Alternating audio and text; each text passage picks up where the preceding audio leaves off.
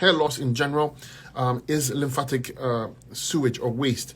It's affecting it's compromising your hair follicles directly. It's also affecting your endocrine glands. It will cause unbalanced hormones, high DHT. It just cause everything to go upside down. So move your lymphatic system, clean your sinuses, clean your eyes, ears, nose, get the mucus out, clean your bowels, let the waste come down this way. Use my neurological and circulation formula, fantastic for the scalp and hair growth. The more blood you have going to the scalp, the more likely the hair is going to grow.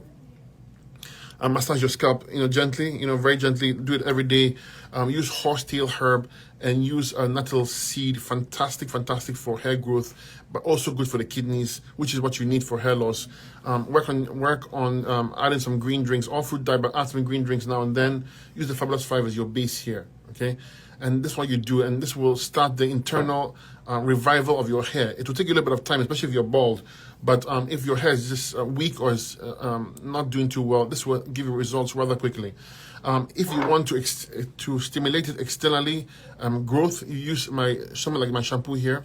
If you shake it, you'll feel the coolness. It has peppermint, ylang, rosemary in there. Fantastic for your hair growth, stimulating. And use a good hair oil on my site. I have one called the Raw Merby hair oil. In combination with the diet and the shampoo, you will see remarkable results as well. We put the best plants in there, and there's no preservatives in here. Nothing is unnatural in here, okay? And that's how you take care of hair loss of any kind. Dandruff, hair loss, graying, smelly scalp, itchy scalp, all the same.